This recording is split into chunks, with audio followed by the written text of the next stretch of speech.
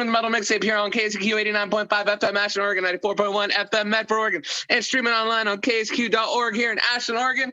We have the wonderful, the amazing, the talented Amanda Marie from Category 6 promoting their new album, Far Cry. How's it going?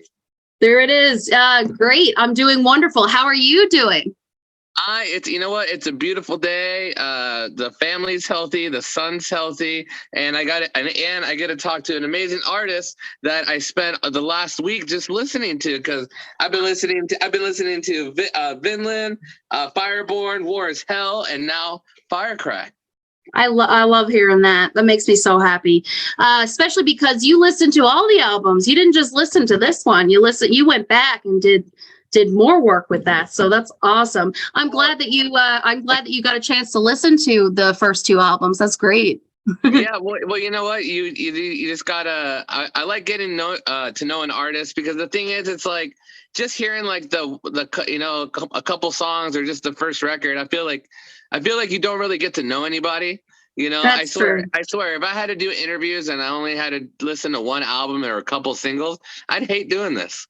Yeah, there'll be no context, right? There's no story really. Like you also don't get to see the evolution of a band either when you don't see how it began. Like it's almost going, like I use the word coda. It's like the Led Zeppelin album. You go back to the beginning. But yeah, it really is like that. You're trying to figure out like how things started and where it came from. So, I really appreciate that. And I actually got to talk about a few of the albums that were previous to this one, of course, earlier today, which is really awesome. I'm glad that people got to check it out for sure. Oh yeah, I hope most people that interview you are actual metalheads. Yeah, and so far I have a poser scanner that's sort of like I'm just kidding. I don't give a crap, but usually I'm pretty good at smelling that out though. In all seriousness though, everybody today was so cool. I was talking to somebody. Yeah, I was like all over the place. I feel like Carmen Sandiego. I was in New York, and then I was in, I have a whole list. You're on the list. Oregon, I got to finish up in beautiful Oregon, but Connecticut, Tampa, Chicago, yada, yada, yada. Oh, that's so rad. Yeah, I feel great. I have a day job, so I always do my interviews last. Oh, yeah. Yeah, I totally understand that. I think we all kind of have different things that we do. I'm like a gem in the hologram situation. Like my side piece, my side job is, you probably won't even believe me. I actually dress up as a mermaid. And I go to kids' houses. This sounds also weird, but I go to kids' houses. The parents invite me. I don't just show up, and I'm a mermaid, and the kids believe me because I do have a lot of hair. And I go in and I do their toenails, and like I give them little bubble bats with their feet and like sing to them and like put makeup on them. And it's so much fun. We all have little things that we do, of course, like jobs and stuff. I mean, how would we support ourselves, little starving artists. That is so awesome. And I love it that like, you're like this powerhouse of a vocalist, but you still have time to like, be there for the kids and all that, it's so awesome. Just a quick side question before we get to the question I want to ask you. Like, do you ever let your the kids you're going to entertain know that like you're just some badass of a singer? Has any of them ever been like what's that like? You ever have a story like that where you're just like, hey, I belt these notes for like 20 seconds? Yeah, funny enough that you mentioned that, that happened to me recently. So I actually almost missed the official release. Like there was a launch of our album, like the very day that it comes out, and I was at a kid's party when this was happening. Okay. This little kid, I kid you not, I don't mean to like break my metal, reputation or anything, but I almost cried because this child comes up to me because I told her that I was in a band or a heavy rock band or heavy metal or whatever. And I told her that my album was coming out, and like, she knew at the very second it came out, and she looked at me and she took her phone and she's like, you need to get on right now. You're going to miss your release. like, just stop my party. And I just couldn't believe that. Like, mom was almost crying, grandma was almost crying, I was almost crying. Like, the whole works of us were like just so like taken aback by this little kid. That, and now I went home that night and I got TikTok. Don't hold that against me, but I got TikTok because like all these kids, you know, they keep having TikTok, and I'm like, what is ticking and talking? So I got on there, and these kids are all following me on TikTok now. The kids from the party, they figured out who I was, like, you know, my real, I guess, thing, and they're following me now. They're like big fans. I have huge kid fans like in the metal scene right now. That is so badass, and I'm happy that like you're leading the torch and helping these kids, you know, like carry the torch for the next generation of metal. Very important. It's very important. It's too much. It you know, good for them. You know, a lot of this sugary pop music or whatever. Like, you know, I can get behind some of it. It's fine. But it's nice to teach them the real situation, like really what's up, which is the coolest thing in the world, which is metal. so Marie, Amanda, just by talking to you, I can just tell that like you have this a real big open personality. It seems like you're just really happy and go lucky. I mean, were you always like this as a kid growing up? And also like how did you even get inspired or know that you had this gift? Did you have family that like you just were born into and you're just like some mega prodigy, or were you like the black sheep and nobody did any freaking music? Like how did you start? like what sparked? Both, actually. Well, black sheep in that, like, it's interesting to me that some of the most brightest people, and I'm sorry, I'll have a dark cloud over my head for a minute. It's gonna like start looming over my head. I find that some of the most positive, resilient people come from very much darkness, you know? So when I was a kid, how I knew I could sing was that when I was 1 year old, there's a tape of me in the 80s. I'm aging myself now, whatever. There's a tape of me in the 80s, literally at 1 year old, singing a full song. I don't know what song it is, but my mother would constantly be getting me to do things like record me and like hear back my voice and stuff. And I still have that tape, mind you. I don't know where it is. I would have loved to have that right now to show you, but it's just me singing as a baby, like a full song. So from the very get-go, I was a singer. I'm very much pretty sure of that, actually. And how I would say that I'm a positive, like a bubbly, happy person is that, look, one of the things that I don't like about metal is that a lot of times we get this assumption that we have to be like, you know, like very serious and like I couldn't be that way if I tried. Like when I'm on stage, I look like I'm going to kill somebody, but in real life, I'm just this pussycat. Like, and you know, metal to me is being yourself and nothing else. Anything else is being a poser. That's a poser. A poser to me is somebody that's like, oh yeah, you know, like I listen to Obituary and I'm like this, and then they turn around and they're, you know, like they're the complete opposite, or they're not speaking their truth about what they like. You know, I speak the truth about who I am. And that bothers people sometimes, but it also really like makes people happy too. So I do it for those people and myself most of the time. I love it. So when was like the first time like you ever thought to yourself that like you could do this as a career and push it? Like, was there like a big show where like you saw like a big crowd for the first time and you're just like, wow, Amanda, like I got goosebumps, like this is something that I could really pursue? Did you have like a big, huge confidence show like that kind of just like kind of helped you propel your confidence? Because I know a lot of people that have just had like an experience or something, you know, like for me, I interviewed Dimmy Borger before I even worked with anybody, right? I just emailed them, right? I emailed them and he got back to me, and that inspired me to do radio 5 years ago just from a random email. So I want to know like what is a thing, what is a show or just an experience that you had that helped you get that confidence? Yeah, there's been a few for sure. And first of all, congrats on that. That's a big deal. You know, for you, for sure. Like I have goosebumps right now. I'm one of those people. I get like goosebumps very easily. But two moments I can think of right off the hop probably is one of our bigger shows that we did. It might have been a few years ago. Now, I have to preface that something bad happened to me at the show, which actually catapulted me into believing in myself more somehow throughout the pandemic and my writing. It inspired much of this album. It's about misogyny. I was grabbed inappropriately at this show, but it didn't take away my zest or anything. It didn't take away anything. I had to go to court. It was a whole thing, but it wrote this album. The album wrote itself. Like, I'm like, thank you. I wrote this album. Now I have this, and I have the armor of this metal that's protecting me, you know?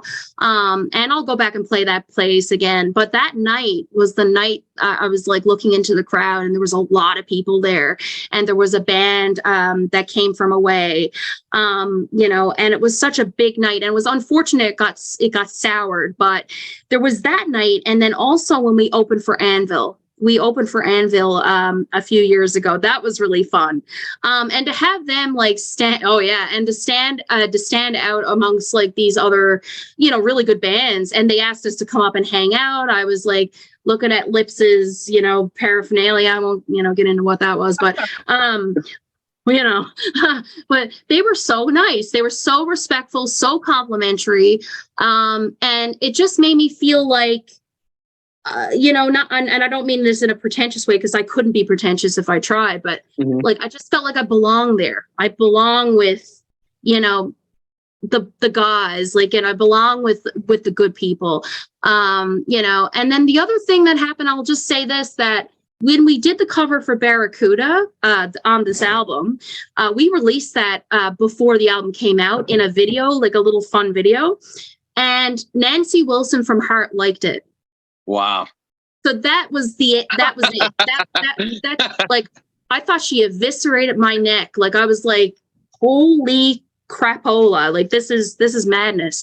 And I had to double check, because you know how it is on Instagram or like social media. You're like, is this some fake account that's going to ask for like weird pics or something? And I was just like, okay. But it was her checkmark verified, Nancy Wilson, her stories and everything came up. So it was so cool. So there is a few stories like that for sure. And it made me feel like, you know, yeah, like, heck yeah, I can do this. Despite everything that I've been through in my own little life, I can, you know? So it was pretty cool. That is so cool. That is some of that I bet. Yeah. I could just imagine how you felt, you know, like, I hope you screenshotted that.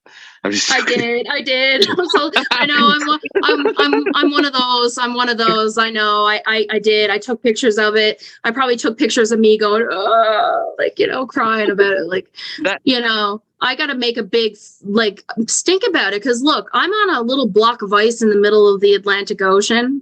So, you know, we have a hard time getting bands to come here because of that. So the fact that Nancy Wilson took 2 seconds of her very important day to talk, you know, to acknowledge us with that little, you know, like, amazing. She heard our song. She heard our version of her song, you know, crazy. Blows my mind. That is so awesome. So, you do have this amazing band, Category 6, but what's the story between you and meeting all these wonderful musicians that you've played throughout the career? Because I mean, I highlighted a lot of amazing transitions, a lot of awesome structures. Favorite riffs has to be Heavy is the Crown. Favorite solos and Valkyrie. I mean, my favorite song overall is The Cradle Will Fall, but it's. I love that. I keep doing this. I'm so sorry. It's so nice. Look, thank you so much for saying that. You're the third. We're on to something there, because I'm looking at all the people today that I talked to, and each person pretty much, except for maybe one or two that didn't get into that chat with me, said that they love that song. It's fucking killer. It is. And I was scared. I was scared people wouldn't like it, because that song is about child abuse. I don't mean to make it dark, but it's about my life, of course. You know, I'm an open book, as you know. So, you know, I wrote that. Actually, the lyrics were written 2008. I wrote that. And that's how scared I was. I kept it. It was in my binder. I have a lyric binder because I'm a dork. So it's just like a whole encyclopedia of lyrics, past and present. And I kept looking at it and I'm like, God, I just, maybe I should do it. But this album is about like just really just being really angry and just speaking my mind, using my voice. And part of that is like really respecting your inner child and saying, look, I'm here. I went through this. It happens. And the fact that that song's being so well received by people that are obviously close to the ground on metal, that means like a lot. It does. That, you know what, that makes me like the song even more. The fact that you had it in your binder for 15 years and you just kept, and that's so incredible. That's awesome, and Yeah. I have my little 3-year-old and I love him so much and I love children and stuff. So, Me too. I think, yeah, so I think that's just so rad. But so how did you come about with all your band before we get into the album, like getting all these talented musicians surrounded around you and also having everybody buy into the same concept that you wanted to project as well? Because I swear sometimes finding band members and everybody to be a part of the same page, it's extremely hard. How'd you get so lucky? Oh man, I really hit the jackpot because let me tell you, Category 6 was a band in of itself when I wasn't even in the band. In 2010, I played a show with Category 6. Just check this out, okay? So I'm standing in the crowd watching Category 6 play, and I'm with my band or whatever you want to call it. And I don't mean to sound rude, but they were very, very rude to me. Like they were asking me how to dress, telling me what to do. Like it was a whole thing. So I was destined to not be in that band, obviously, but I was looking at that band and I was literally manifesting that Category 6. I was standing, I'm a bit of a witchy girl. So I was standing there, like I was like squinting at Jeff and I was like, I should be there or whatever. But what happened was that I hope I didn't like do some weird juju to them because the band, the singer left that night. She quit to go pursue, like, I think school or something, which is great, right? And she was more of a country singer. So I think it just started out that way. They were just trying to make it work. And then I got in the band pretty much immediately afterwards. And I've been in the band ever since. And since then, I have never once had an argument with any of my bandmates. I've never had an issue where Jeff was like, because I when I say bandmates, I really mean Jeff, because we're kind of like the pillars, and Keith as well. Keith came a little bit after I did, but we always got along. And anything I brought forth to the band lyrically, it just means so much to me that nobody ever crapped on me for it like the other band did. Like any of my ideas that I did previous were always crapped on. They were always like, oh, this is not the way to do it. And actually, you're sparking my memory because Cradle Will Fall was written around the time that I was in this other band. And I believe I did present it. And they were like, you nailed it, because they were like, whatever. So I was like, okay, fine, whatever. And I think that was the final nail in the coffin for me. I was like, well, if I can't express myself in the way that I'm good at, what's the point? So to answer, yeah, I know I went a little farther, but what I guess I'm saying is that they're just always so open arms with me about what I want to say, because they know I'm reliable lyrically. They know that I write things, very succinctly, with their help, obviously, with the music and everything. But I just, they just let me speak for my soul. And that means the world to me, because music, it has a way to not only save your own life, it helps to save others as well. And that never gets lost on me. It just doesn't, because I get messages all the time about it, about how this particular song helped them so much.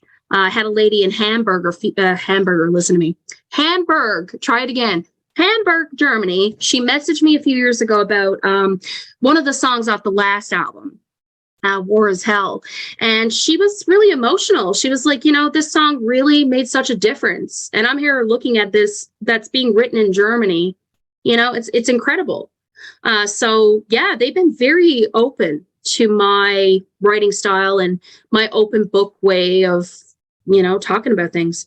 And they, you know what, and you're able to be your best self, you know.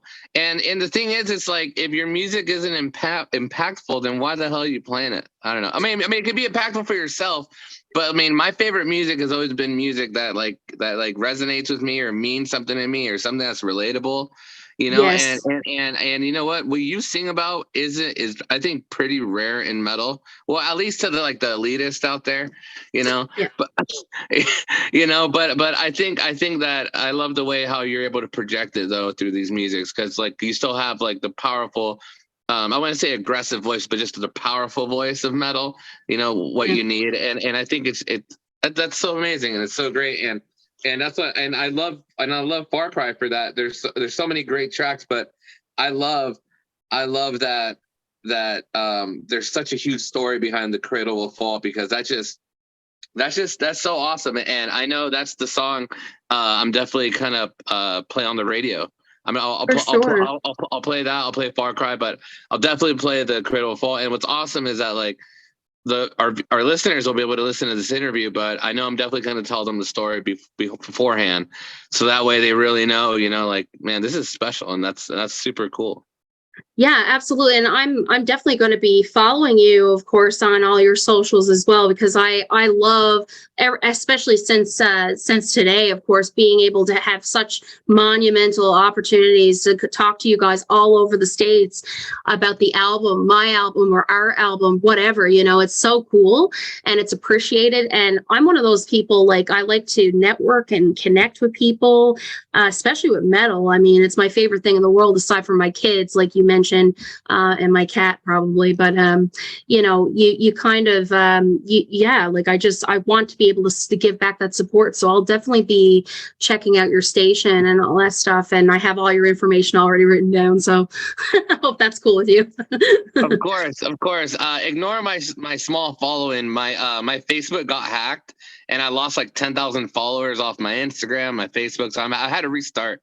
Oh my God! Don't even worry about it. I don't even know if I have even that much on any of my socials, but category 6, the page is climbing every day. Like, it's wild. Like, it's getting bigger and bigger. And I remember when that page had literally 200 people on it.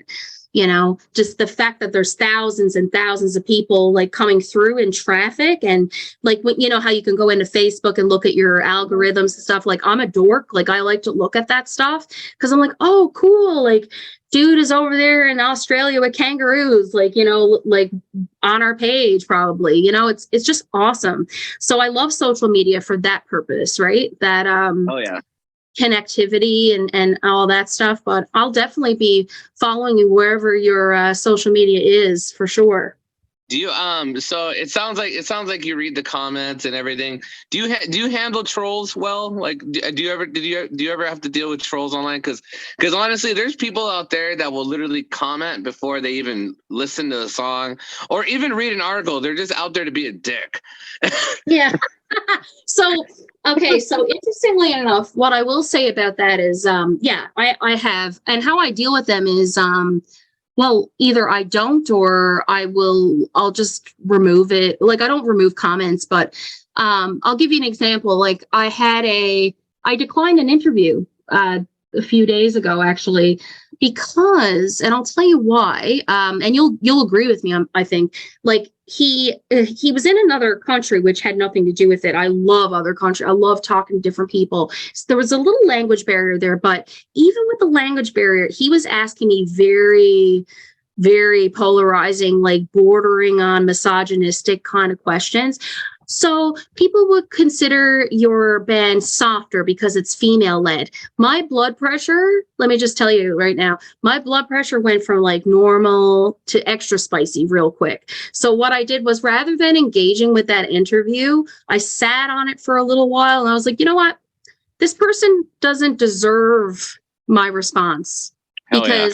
Because I don't like, it has nothing to do with, like I say, if it was a language barrier, I could understand that immediately. Like, it had nothing to do with that. It was literally, and he was talking about, I don't know, I can't remember, but it was very misogynistic. A lot of the questions were very rooted in Like, I'm like, this is exactly what my album is about, which I could have spoke about. I could have used it as a teachable moment. I could have been like, well, this is about what you're getting on with, bud. Like, but I decided to take the higher road, and I just declined the interview. And sometimes what I have to do, or what we have to do as bands, I guess, is you have to protect your neck, because people, they get so comfortable. We're in a me kind of society now, where people think that's the negative aspect of social media, is that we think that because we see our little avatar floating in cyberspace, that, we're always available, we're always there, and we just aren't. We're not always able to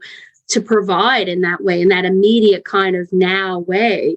So in that aspect, I had to say no, like, and I felt a little bit bad about it, but then I was like, no, you could have asked me anything. Like, I would have rather say, like, what's your favorite color or something, like, like, it's a dumb question. I mean, not like, whatever, but it would have been a lot better than like, so you suck. So how about why you suck? Can you tell me a bit more about why you suck, sir or ma'am or whatever? And I was just like, okay, well, I don't know what to do here, right? Like, how do I move on with that, So I declined it. I was pretty proud of myself that I stuck in with that, because like I said, I could have responded, but he wouldn't have liked what I had to say, because as nice as I am, and I am very nice, like most of the time, like that wouldn't have ended well for him. Right. Because I just would have used my words the way I do in my lyrics, and, tore him a strip, right? So, and I just didn't want to do that. It's just not fun. Am I your last interview of the day?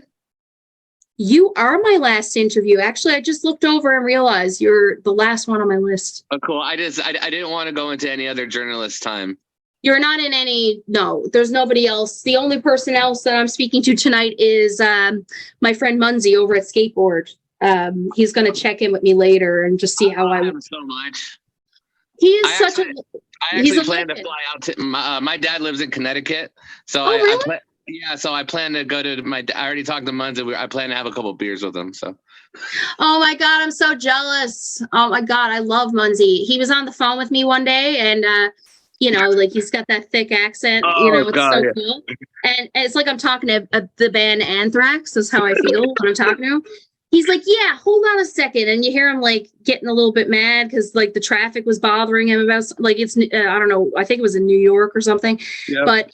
But he was just like, yeah, hold on. And then he comes back and he's like really nice again. He's like, yeah, I'm thinking about doing something with my basement. I'm like, okay, this is so fun. I love it. And did you see, quick question, did you see his post with Wendy Dio recently? No, I haven't. No, he with the whole I guess, like, he knows Dio, he knew Dio, he helped Dio and such. That's my biggest vocal influence, if you're wondering. But I love Dio. Yeah, me too. And just see, like, I was talking to him on the phone. This was a crazy moment for me. Like, I was talking to him on the phone and got off the phone with him, and then got on Instagram, saw his post about him just hanging out with Wendy Dio, about, like, just hanging out in New York or whatever, and the Stand Up and Shout things coming up, like Dio's cancer fund.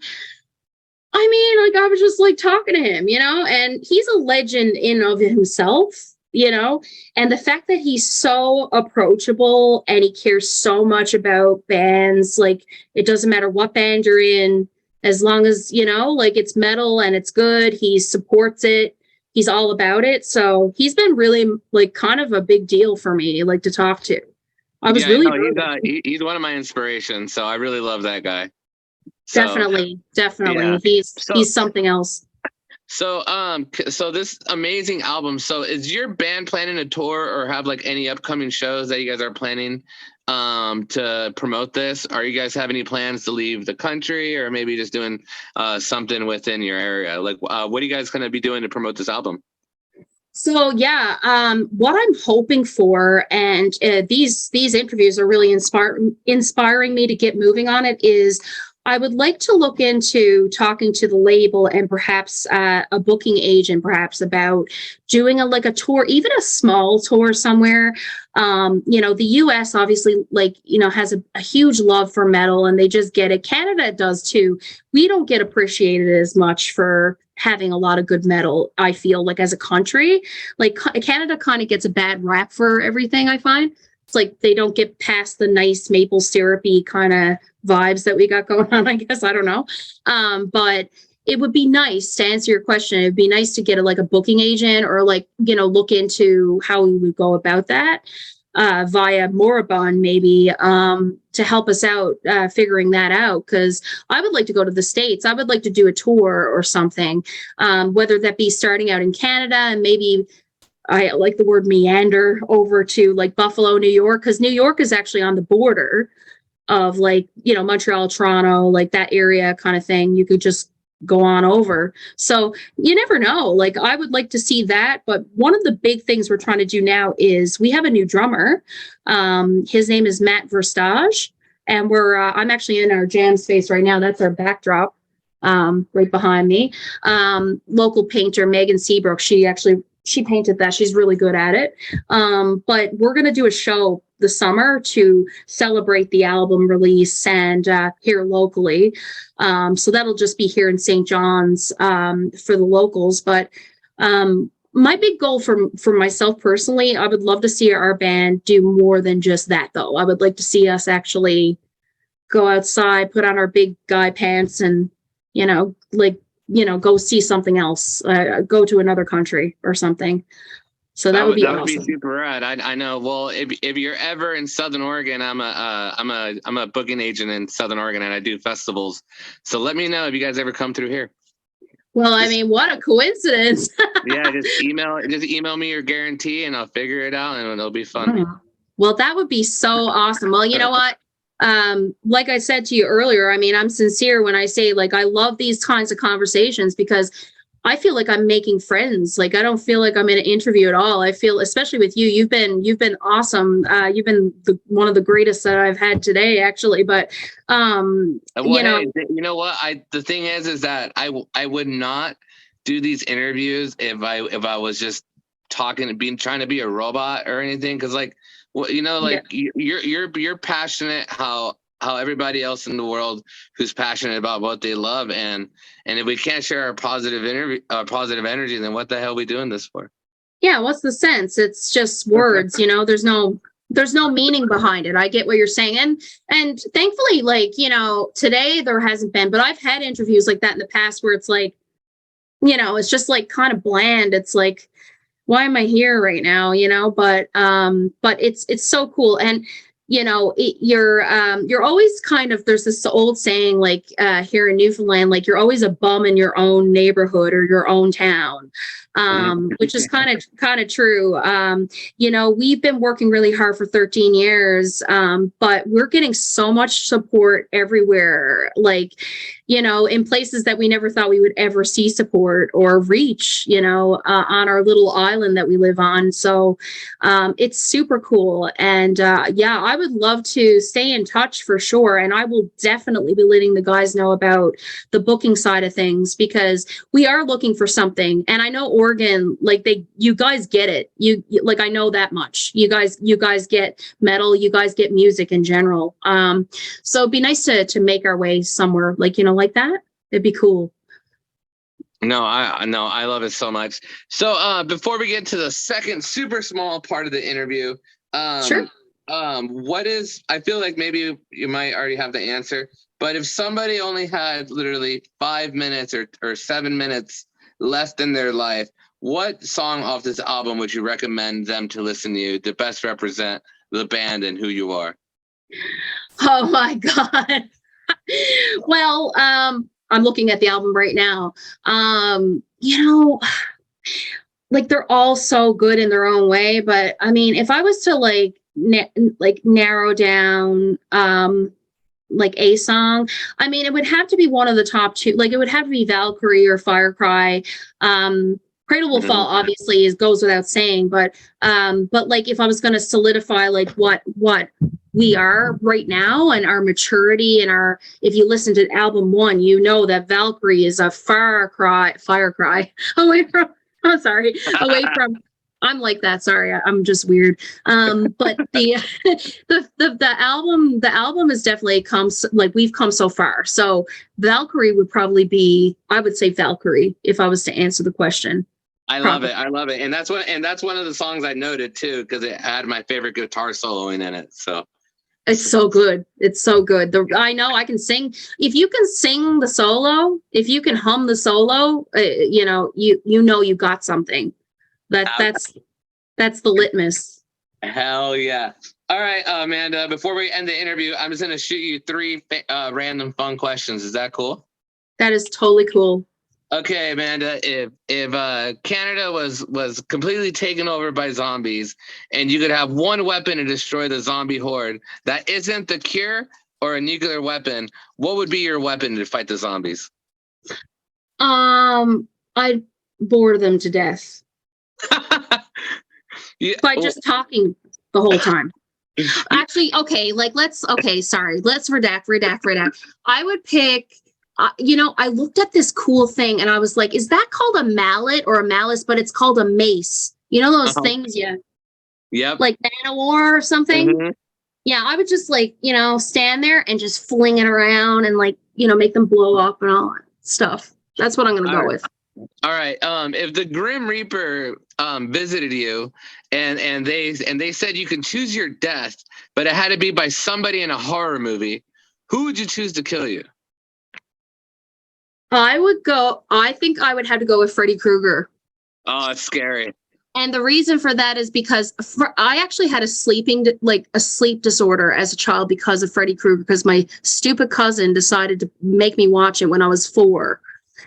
And I had nightmares, and I used to go to sleep every night with all my teddy bears in my bed to protect me from Freddy Krueger. So I would go back and I would redeem myself. I'd try to fight him, but he'd probably kill me. So. All right. So for all the metal fans out there that love you, Amanda, in Category 6, what is one artist that you absolutely love that is polar opposite of what you're doing now? I would say, you know what? I would say Lady Gaga. I'm going to go with Lady Gaga because Lady Gaga is, look, if you close your eyes for a second and you put Lady Gaga's vocal on anything that was metal, think of, she's friends with Iron Maiden. That's a proven fact, but she could do anything. That woman can do anything, and she's talented. She can sing live. She can play piano.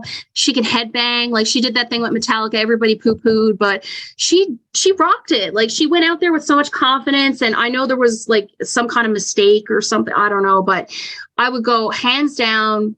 I go there for Lady Gaga for sure. You know who I'm obsessed with that isn't metal? Sia. Oh my God, yes. Sia's another one. Yes, I forgot about her. She's the one that did that song, Chandelier. Yeah. I could do that song, but metal. You guys should. I guarantee it'd be a freaking hit. I know I'd like it. I listen, and you know what? I would as well. And I don't care what anybody else thinks. So I just do it anyway. I don't care if it gets 0 stars on Yelp, It's one of those things. If I like something, I'm gonna like it. But Sia is one of those ones that, another good singer too is Demi Lovato. I know a lot of people don't like her or whatever, but what a singer. She can just blow it right out of the water. Kelly Clarkson. I mean, I can go on and on. Mm-hmm. But I think I'll stay with my answer, Lady Gaga, just because she can do it all. And I mean, she wears those giant things I don't. I wear boots. Well, Amanda Marie, thank you so much for being on my show, The Metal Mixtape. I'm so excited to air this interview next week. Everybody, please check out the new album Firecry, which is super awesome. The Cradle Will Fall, their amazing cover of Barracuda. Like Amanda said, Valkyrie is just, will beat you to a pulp. And last but not least, before I let you go, can you say this is Amanda Marie and you are listening to The Metal Mixtape? Absolutely. You want to do it now? Yeah, you can say Amanda Marie from Category 6. Hi, this is Amanda Marie from Category 6, and you're listening to The Metal Mixtape. Yes, thank you so much. I'm gonna go your band pages, send you guys the messages and everything, and I'll let you know as soon as the flyer's ready and I start doing promotion on Sunday. Absolutely. Please do. And like, don't forget, I will definitely be following you on all your socials. Do you have Instagram and all that stuff, or? Yeah, but just to warn you, I post a lot of pictures of my 3-year-old. So I love kids. And like, no, I have a horde of children. Well, not a horde, but I have like 3 kids. So I'm all about the mom life. I'm a very busy mom of 3 teenagers, actually, if you could believe that. But so I'm always posting pictures of my kids or like my cat. So sorry in advance. Amanda, it's been a pleasure. I'll talk to you soon. Absolutely. Thank you so much. Have a good night. Peace. See ya. Peace.